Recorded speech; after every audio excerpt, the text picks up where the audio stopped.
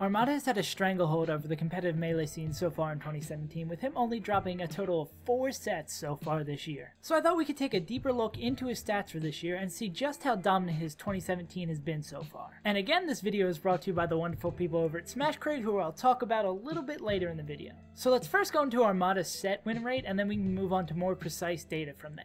So in sets against top 100 players, Armada is 45-4, which totals to an insane 91.8 set win rate. His worst loss by rank, if you could even call it that, would be to Leffen at Smash and Splash. Also, his longest set win streak was 30 and began with his set win against Ty at Genesis 4 in January and ended all the way in May during the first set of Grand Finals at Royal Flush.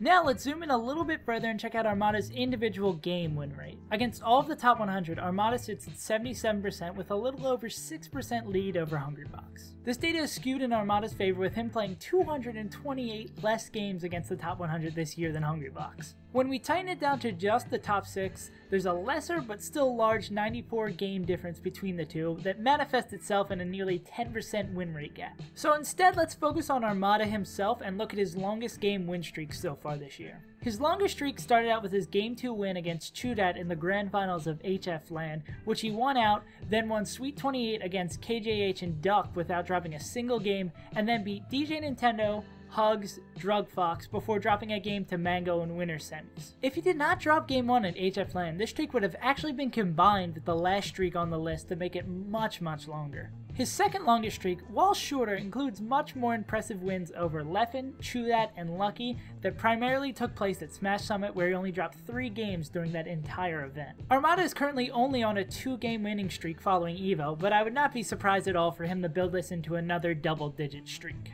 While looking at game win rate, we should also take a brief glance at Armada's win rate by stage. Within here is where I found by far the most interesting stat about Armada this year. He's not lost a single game on Yoshi's Story. Following his win rate on Yoshi's Story is Pokemon Stadium with an 85% win rate. Then is Dreamland at 79%, with Fountain being behind it in 4th at 73%.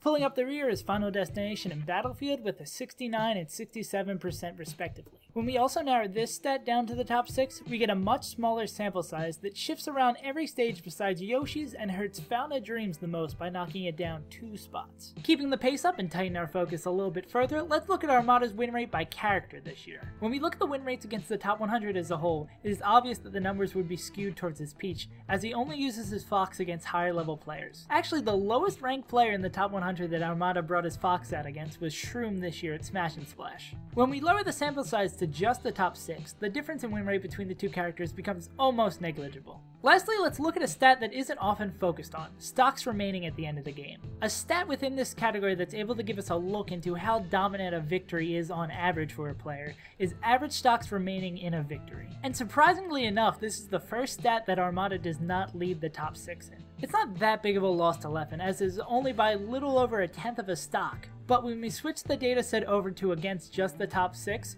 we see that Armada has actually fallen to the bottom of the pack. I have a few theories on why this could possibly be, but I don't want to pollute the discussion with my own ideas, so I would love to see why you guys think this happens down in the comments below. And before we end off this video, I want to talk to you guys about SmashCrate. It's hard to make it out to every tournament you want to go to, but SmashCrate is able to bring the tournament to you. SmashCrate sends you out a monthly crate of Smash memorabilia that is actually created by fellow Smashers and is specifically tailored to your preferences. So if you want to support artists within our community and an up-and-coming Smash-based business, while also getting some awesome merch for yourself, SmashCrate is a no-brainer. And if you follow the link in the description and use the code UNTITLED at checkout, you can get 10% off your SmashCrate order. Yeah, so that's about it for this video. I heard you guys loud and clear from the last video that I should really be focused on not putting any bias into my video, and I greatly apologize. I didn't realize until after, and I got the wave of comments, that how biased my analyzation was.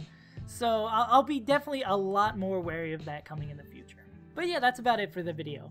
Even if I don't do my next video on Mango, I think I'm going to go through and add all of his data for the year into the spreadsheet, because I already have the other 5 members of the top 6, so it seems like a no-brainer to add Mango in as well, so I can compare people to all of the gods and demigods, that top 6 that seems like the best comparison point when going for like super high level play. But again, if you want to get in contact with me or want previews of the next videos coming out, follow me over at SavesUntitled. And that's about it. I hope you guys enjoyed. I hope you guys don't hate me as much as you did in the last video, even though that hate was completely justified. And yeah, I'll see you guys next time.